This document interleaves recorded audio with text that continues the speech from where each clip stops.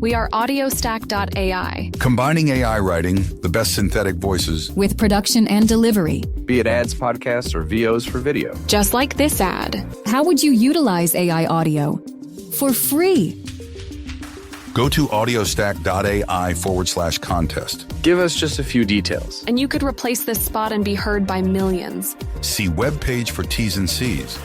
audiostack.ai/contest.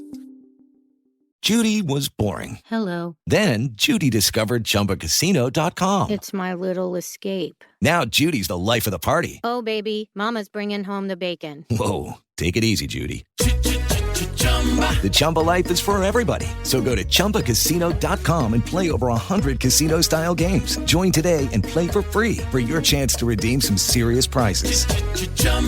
ChumbaCasino.com. No purchase necessary. Void where prohibited by law. 18+ terms and conditions apply. See website for details. In this episode, I talked to my friend Tom, who's a special education teacher assistant, who talks about what's like for the schools, what's like with people who have autism to go to school.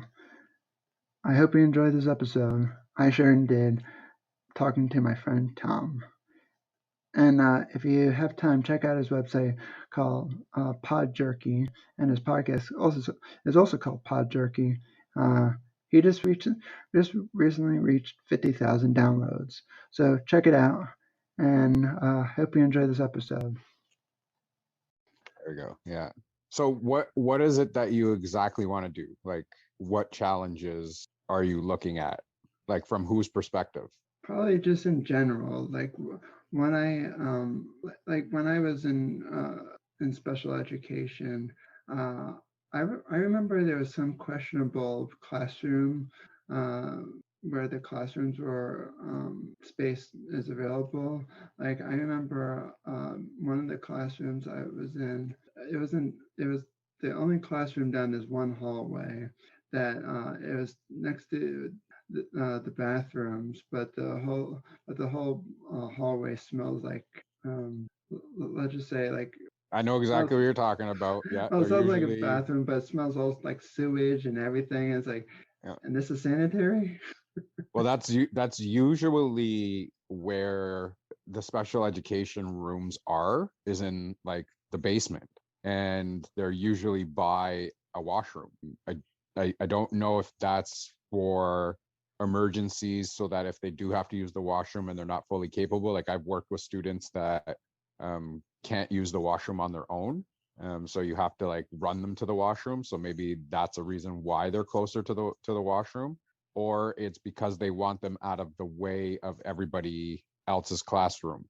I can't tell what the reasoning is, because I don't set that up. I don't set up where the classrooms are. I definitely understand that, like, but that was like one of the ideas I came up with. Like, well, the location always seems to be like an afterthought, and like it wasn't just that scenario where we used to have when I was in middle school, we upgraded from like a smallish kind of room, like say like medium size, to like a very large size where we can actually move around in, and we got like prime time location. It was like it had like nice glass see-through windows and everything, and it was like really cool. I got right next to the front office, the main office, and everything, so you get to see everyone who's coming and going, and it's like. But then what's funny, years later, when I came back to visit, just out of curiosity, visiting one of my teachers that made a big impact on my life, she showed me our new room, and it was the old janitor's closet, and it had no window, no view, and I was like, well, gee, imagine if I was a parent bringing my for parent-teacher conference, and it's like, well, this seems like a broom closet, and the teacher, like, how do they react? It's like, well, that's the funny thing. It was. Yeah. See, I can tell you that it's hard because I've worked in multiple schools, so it's been different at every school that I've worked at. The school that I'm currently at, we basically have our own section on a floor. So there are 4 classrooms, but one is kind of like just a closed-in room. There's no windows. It's just a double door, like one door in and then one door to the next classroom over. But it's different because that student had to be separated from the rest of the students because he was very physical. He was very violent. So he wouldn't be able to be in a general classroom. So I was with him with another adult in a classroom by ourselves, just for that reason, because the student was too physical for the rest of the class and he would hurt other students. So he had to be pulled into another classroom on his own. And then there's classrooms that are full of students with special needs in this department. So I mean, it's totally different. In other schools, we would all be in one classroom, and the classroom was okay. I mean, it wasn't the greatest classroom, but it suited the needs for the kids. Okay. So in your opinion, what do you think would have to, what do you think the challenges of special education are? For workers? Yeah. So for myself, a lot of the challenges for us would be handling the violence, like the physical violence. Like I work in high school right now, so I get the bigger kids than elementary school kids. When I'm with the high school kids, it's a little tougher because I'm a male. There aren't a lot of male education assistants. And what happens with the males is that they give us the bigger students because we're physically bigger and we can handle the physical students a lot better, I guess, than the women do.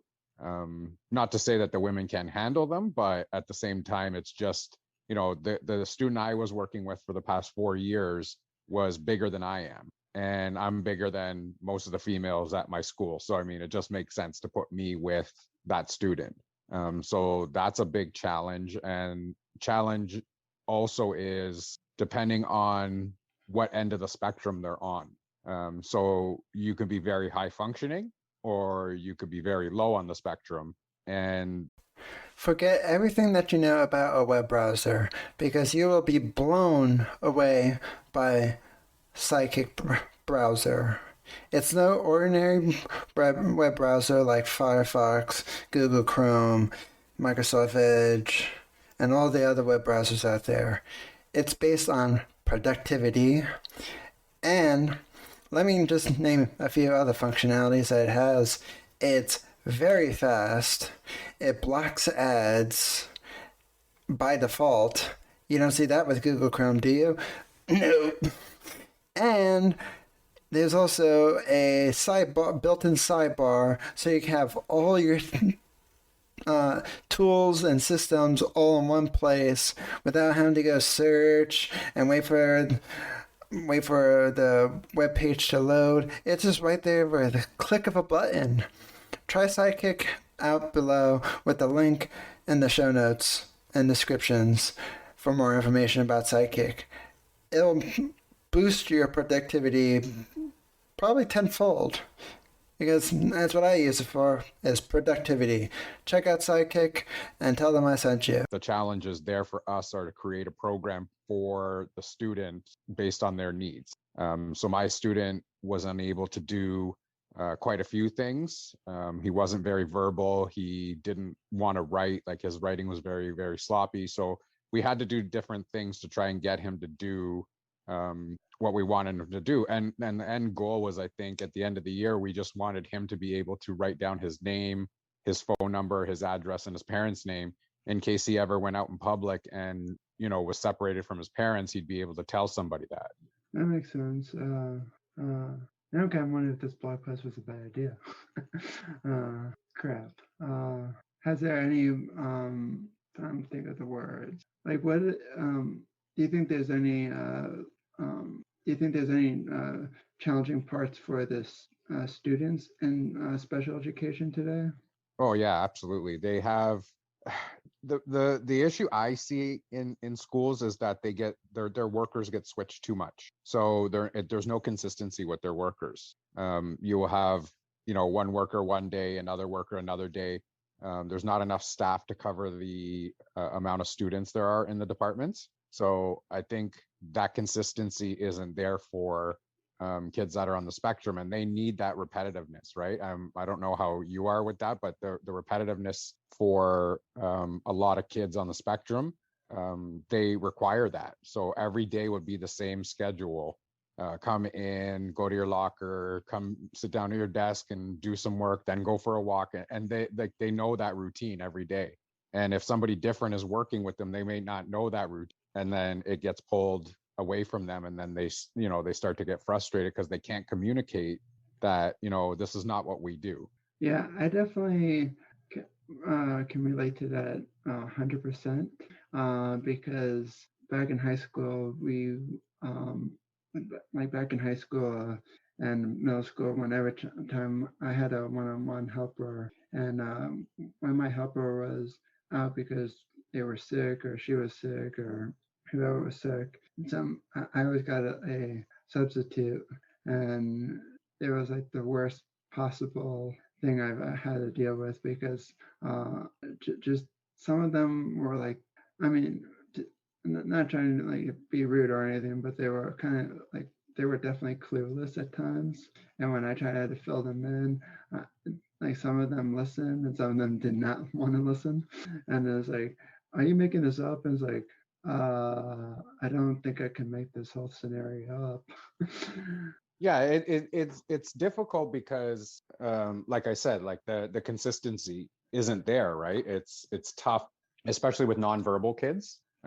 It's like they're so used to that routine every day, and it gets out of control sometimes. And then one of the other challenges that you face is you don't know, some of the parents don't want to communicate with the workers. So if I have a student and the parents don't communicate with you, you don't know how the morning went or how the night went. Like, did they sleep well? And so we find that a lot, like that happens a lot with some of the students that we work with, that the parents don't communicate that they had an off night or an off morning, and then they come into school and they're very, very amped up and all over the place, and we're trying to calm down the situation before it gets out of hand, and then there's physical violence that happens just because they're frustrated, and I understand, but at some points they have to go home because they're a danger, or they may injure another student. So that's another challenge that we face with some of the students that we work with. And what do how many do you think it also is a challenge to the students that they can't, that some of them are not able to like sit still, and they're kind of like, oh, I need to get up and get the hell out of this place, and because I know Very that big challenge. yes, Yes. too. Yeah, very big challenge. There's a lot of students that they just want to get up and be, walking around or doing something physical. And, I've worked with students that will sit at their desk and do their work, and just, it just takes a little bit of extra time. But I've also worked with students that, you just say, okay, let's just get this one task done, and then we'll do, a walk, or we'll go to the gym, or we'll go, wherever it is around the school to do something in terms of physical activity. But that is a challenge. Yes, absolutely. And do you think that some of the do you think people on do you think the schools need to like rethink the locations of the special education classes, and so just like giving like a second thought, like without like maybe like, okay, we're just gonna put these people down all the way in the very, very bottom of the school with the rats? Or I somewhat agree and disagree with that, because agree, yes, because they're always put in the basements, like from my personal experience. But I also agree because there are a lot of disruptions that happen, especially if you're working with high needs, like lower on the spectrum students. We have a lot of those in our school that make a lot of noise, that scream, that are violent, that throw like chairs or tables or whatever it is. And I think they try to keep that away from the general population, as to not distract the classes that are going on and the learning that's going on. So they figure if we put them, in the basement. There's still other classrooms in the basement. We're just in our own section. So like we have like 4 classrooms in part of the hallway. And then at the other end of the hallway, there's another 4 classrooms, but it's separated by a stairwell that goes up to the next floor. So we're still in the same floor as other classrooms. It's just that we're separated in our own little section, just I guess so that the noise level doesn't happen. Like we had a lot of noise coming out of our classrooms. One of the other challenges I think is that some of the workers that work with special needs kids, and I say this very often, is that there's a lot of older people that are working in special needs right now. And when they were starting off in the job, it wasn't the same as it is today. And there weren't as many tasks as there is today. And I guess the younger generation that's coming up and starting the jobs for special education have gotten a little bit more training in certain situations and know how to deal with certain situations a little more than the older generation. And that's not a knock on the older generation at all, because they're still doing a fantastic job keeping up with all the current situations that are going on. It's just that they were so used to a certain way of doing things, and then things progressively changed during the course of, the past 20 years, that they're still, try their old ways, which may not work anymore. And we find that to be a challenge sometimes too, because not everybody knows what to do. And I think generally as a school board, I think there should be more training for everybody and how to deal with certain situations. Makes sense. Just trying to think if I have any. Ask away, because you know what we're going to do? We're going to use this recording, both you and I, and we're going to put this into an episode. I'll edit it. I'll even edit it for you. Sure. Thank you. Yeah. No, this will be good, because this is a good chat, because you're going to get it into a blog, and then I'll get you to record maybe like a little intro part to it, and I'll record an intro part to it, and I'll put one up for me and one up for you. Like we'll do one for you as well. So awesome. Yeah. Like, what are the challenges that you face, that you see as a student with the teacher, like as with an assistant or a teacher being in a classroom, in a special education classroom? What are some of the challenges that you see? When I was in special education back in, I'm going to say from a high school point of view, because when I was in high school, because middle school, I really liked, I was in like one special education class for all my major subjects and everything. So I didn't have to go from one class to another class, only for my electives. But in high school, I had to jump from every single class. And I think it was totally bogus that I had to do that. And I'm going to say one thing about the bogusness of that, because there was this hallway that they called the knuckle. And as you know, the hand has 5 knuckles. And so there were 5 hallways going to one hallway. And today's podcast is presented by Podgo. Podgo is the easiest way for you to monetize your podcast, providing podcasters with a flat rate for ad space, so you always know how much you get when you include an ad from Podgo.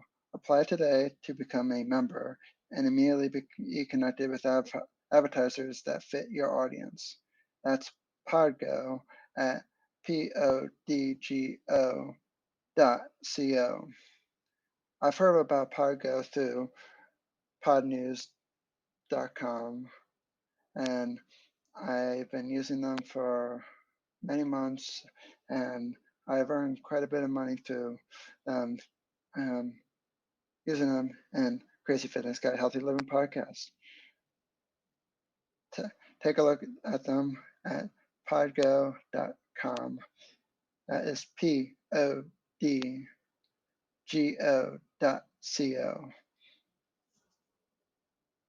And it was packed, and there was no. If you got stuck in the knuckle, you're late to your next class automatically. And the teacher, and some teachers hated people being late, and it's like, it's not my fault. And some teachers like told me, like, well, get here in time early. Well, how do I do that? And then I started working with some of my, let's say, more laid back kind of teachers, but I mean they still like were hard, but they weren't like, okay, well I'm gonna stop being ball busted to you. What these people, what the laid back teachers did, like they started letting me go out of class like the last 5 minutes of class, because obviously they're just going over what's due for homework, and I have my teacher for homeroom, my history teacher for homeroom, and so if I missed the last 5 minutes, and like I had study hall the next period, so I could come right back to his classroom and say, hey, I need clarification and whatnot. And so they started letting me, some of my teachers let me start leave class early. But what I saw was my English teacher. She was in 12th grade. I think she kind of taught. I think I think she was like there one too many years, and I think what worked for her years ago did not necessarily work for me, and she thought I feel like she thought she could teach she could have people learn at every single at one level, like one size fits all, and it was totally annoying because like we were reading all these absurd books. Like one of them was The Great Gatsby, and I've heard of it. I never read it. I mean, I read it for a class, but I didn't even count it as a reading list on my personal library on Goodreads, because it's like I didn't even like. I'm really good at memorizing like what I read in books and whatnot. I don't remember what the hell I read. It was all a blur, and I was just trying to think, like, and like there was times where in my study hall class, I was done with all my homework assignments, and she walks by, and she says to me, and it's like, you're supposed to be working in study hall. I'm already finished. I was like, oh yeah, well let me see. She sits down. She makes me watch her, and there's one time it was most annoying. I can answer this one question on this study guide that she was having us fill out and everything. She's like, "Oh, that's in the book. It's in the book, really. That's why I couldn't find it." And so she made me watch her flip through every single page in the book, scanning each page. I think it's like 100+ page book or something. And at the end of the study hall, she admits, "You're right. The question wasn't in the book." I was like, gee, I'm right. Thank you. Thanks, Captain Obvious. And I probably shouldn't have been a smart ass to her, but she just kept on calling me lazy after lazy after lazy. And I was getting straight A's. If that makes me lazy, then let me try to get straight F's then. You know, I kind of see that every day as well. Throughout the different schools that I've been in, different adults treat the kids differently. Depending on who it is, who's working with who. There'll be some people that will back talk to the kids. There'll be some people that treat them like really, really well. There'll be some people that just don't want to pay attention. They're just there for a paycheck. Like you see everything. You see it all throughout the whole education system. It's no different than in a normal classroom setting. You still have teachers that really, really, really care. You have teachers that don't care at all. You have teachers that are just in the middle. I see that same thing throughout the education system, no matter where you go. Did you find it hard having different teachers every year, and it was a different learning style for you? There was different expectations put onto you. I find that every time you get a different teacher, like in our department, luckily it's the same 3 teachers that are there.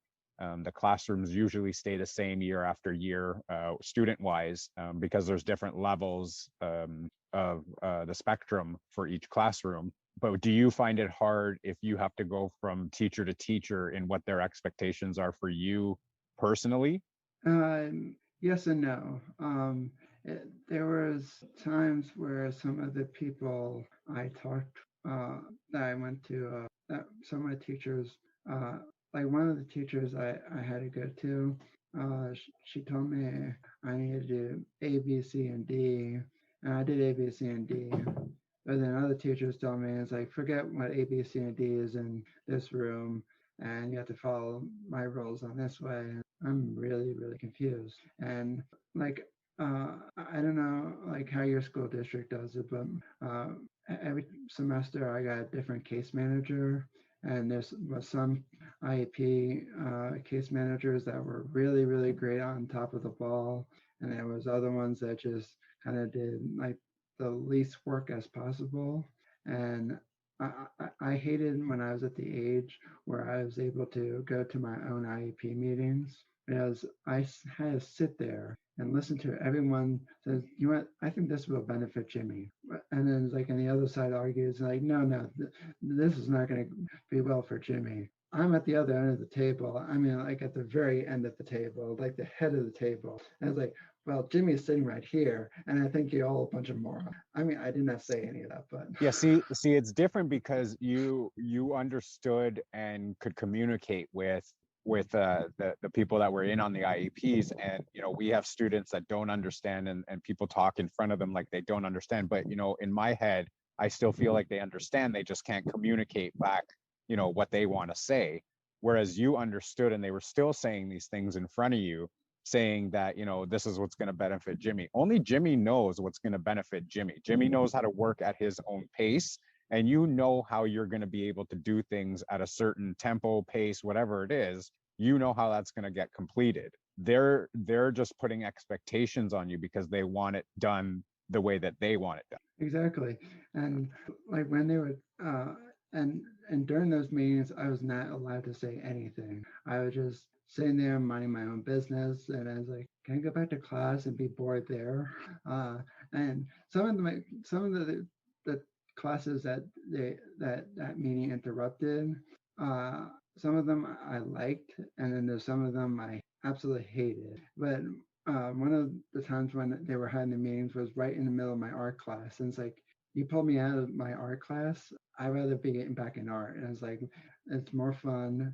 But then there was times where it got me out of my English teacher's class, and it's like, yeah, she absolutely hated those meetings, and I loved it when I could see her that just looking at her face and say, I hate being here. I could be here anywhere here. And I was like, well, if I'm stuck here, you're stuck with me.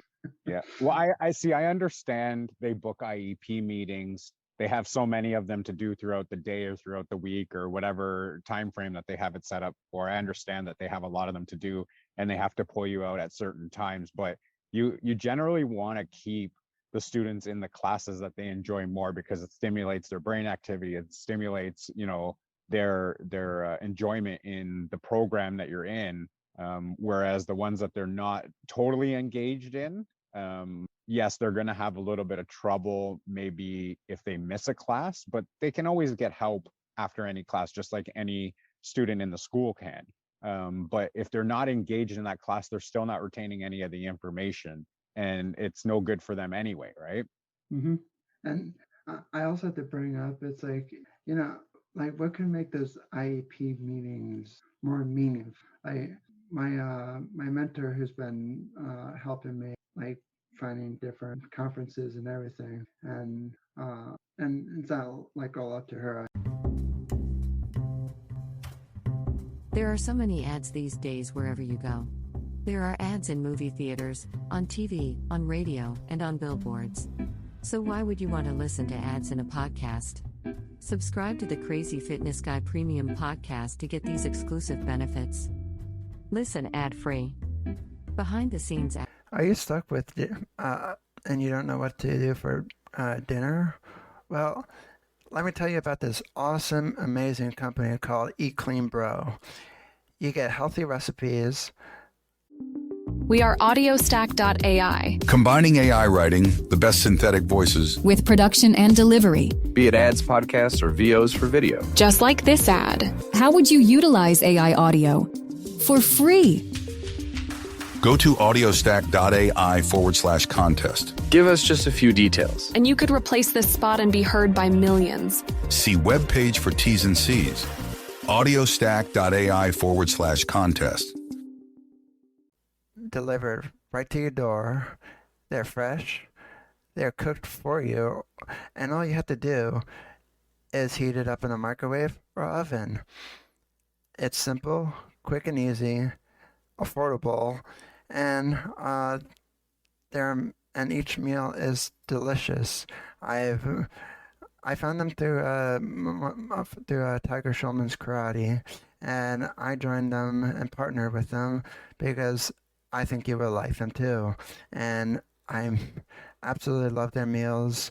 They're fresh, authentic, and it's all around great food that you normally think, oh gee, I think this would take hours to cook, but they already took out all the cooking for you.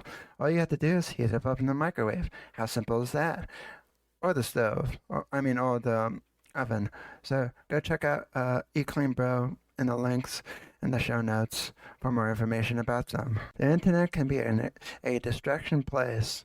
It's full of distractions like social media, shopping, and so many more websites that are very distracting, just like video games and whatnot.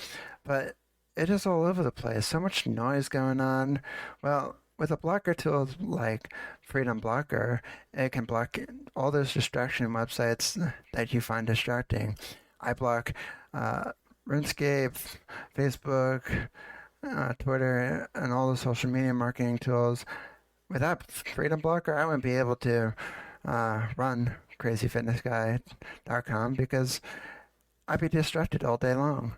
But thanks to them, so I'm no longer distracted. Go to visit the web link in the show notes for more information about Freedom Blocker, for more information about what they do, what they are, and whatnot. And you can, and the best part about Freedom Blocker, you can use it on all of your devices: Apple, Windows, Macs, tablets, and more. Visit them to learn more information. Do you like Crazy Fitness Guy and want us to stay in business?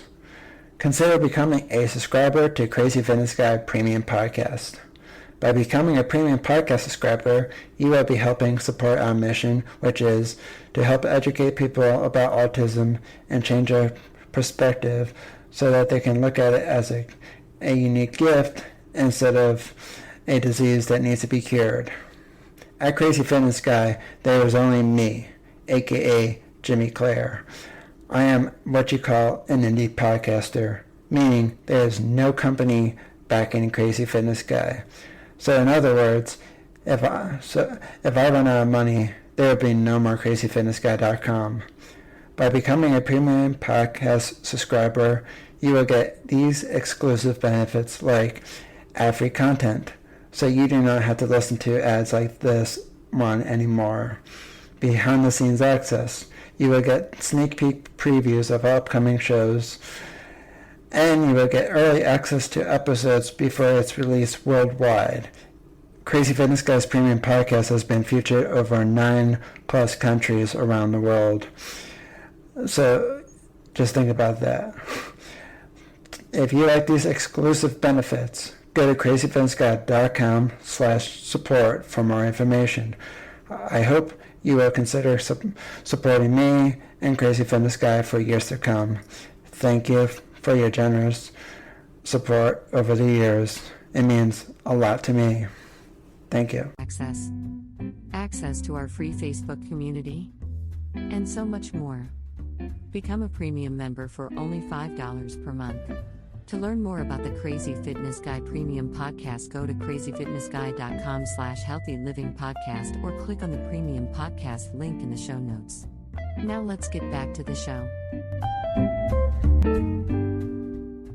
I have a conference, an app that finds different conferences. It's two that I could apply for. But she has these, she has contacts that she passed along to me and whatnot. And her point, one of the school districts that she worked with made their kids go to their own IEP meetings and actually talk in their own IEP meetings and was asking and telling the grown-ups what they need, and I thought that was kind of cool way. It's like, now if only colleges and school districts get their heads out of their clouds, they could start seeing because like, for instance, accommodations for college, and I don't know if it's everywhere in every college, but like the colleges, like, okay, one accommodation I could get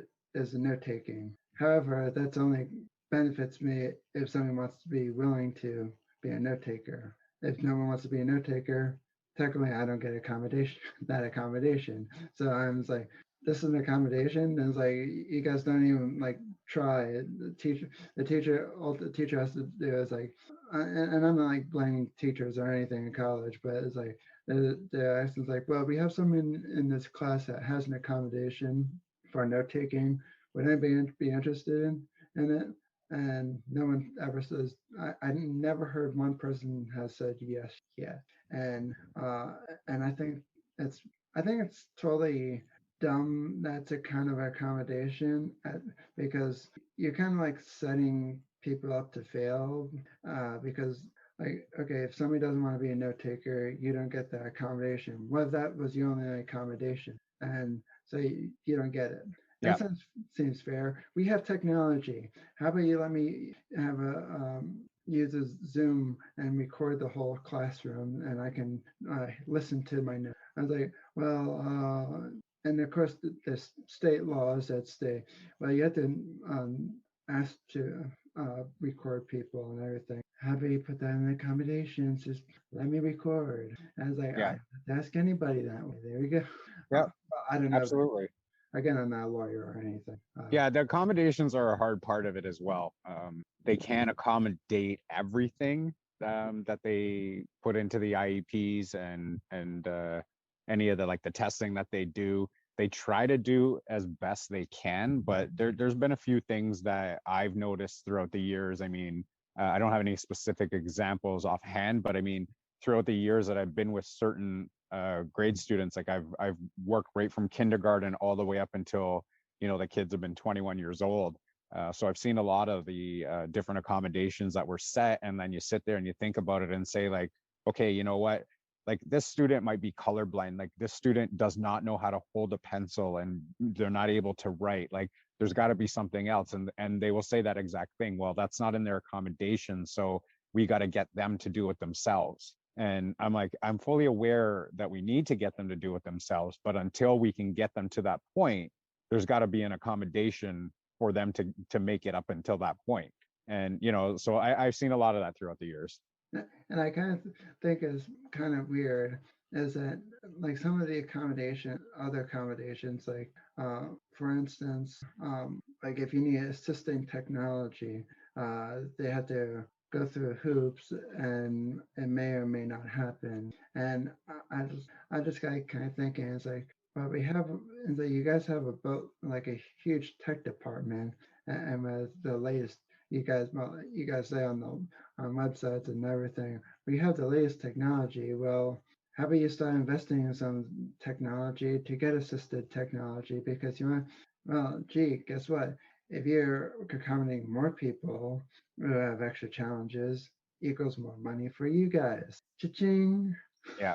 See, I noticed like a couple of times that I've worked with students that they're nonverbal, but they were able to do at least like one or two word strings together. And, you know, we would have teams come in and they would tell us, you know, they need to use the iPad to ask to go to the washroom. So they would have a program set up where they would touch the button and it would say washroom.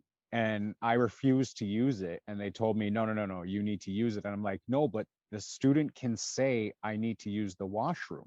Why am I letting them use the iPad to do it for them when they can say it themselves?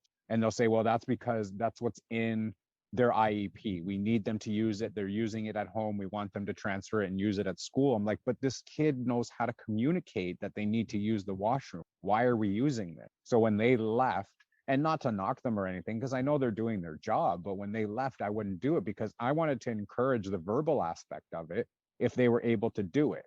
It's no different than them saying to me, you know what, I can speak in sentences, but you know what, we did like some tests on you and we want you to use the iPad. Like there's no reason for it if they're able to communicate that verbally. It's kind of like I heard, I don't know if the saying, if you don't use it, you will lose it will apply here, but I like the saying very much because I think it's kind of true. If you don't use your voice, who knows? Do you lose it? I don't know. I don't want to find out. Or not that you're going to lose it, but you may lose certain tools that you would have in your verbal aspect of it. You would lose maybe some of your vocabulary or forget certain things that you used to be able to see, and especially those that were lower on the spectrum, right? They may forget what they were trying to say, and then it doesn't come out the way they want it to come out anymore because they were being trained so much on the iPad or technology to do it for them. We have a student at our school that is verbal but won't talk at school, and there's no I guess reinforcement for him to speak verbally. They let him use the iPad, and it boggles my mind because we know at home he speaks, but at school he won't do it. So you got to use different tactics in terms of getting communication, I guess, together with the students and the parents and the school system and everything together so that these kids can succeed as best as possible and be able to get out into the world after they turn 21 and they're done school, that they're able to succeed out in the world if they're going to have a job after, or if they're going to go to day camps after, or if they're going to just stay at home. You still want what's best for them at the end of the day. Exactly. And I just think that sometimes I feel like the IEPs work not always in your best interest. Yeah. And like it can work against you. Like I said, like the note taking, or like now I can actually, like when I was going into college in person, I'm able to use my computers to take notes on, and sometimes I just press record on my computer just to and like I'm not a person to sell notes or anything. I'm not that kind of person, and so I just save my notes so I can go back to listen, because sometimes, like, even though I'm paying attention, there's just a lot of information for me to retain, and then if I don't retain it, I'm like, okay, crap, what did the teacher say? What did the teacher say? Nope, I have no idea what the teacher said. Yeah. I think a lot of I guess special needs departments are also hampered by curriculum. So like a lot of the times you don't want to stray away from the everyday routine. Like you're still doing your math, you're still doing your English, you're still doing your writing, you're still doing whatever courses it is, depending on the level that the students are at. And I like to have fun with the students. And I used to sing and dance before COVID with some of the students. And this year, because things are opening back up and we may be allowed to like congregate with classes again, I want to start a podcast with some of the students in the special needs department and get them to tell stories of their everyday lives, or maybe be able to interview and try and build some of those communication skills with them that way. And then just put it out there, and and that's something for them to look forward to. So there's other things that you can do in departments that aren't necessarily school curriculum that will actually help benefit the students outside of school when they're done.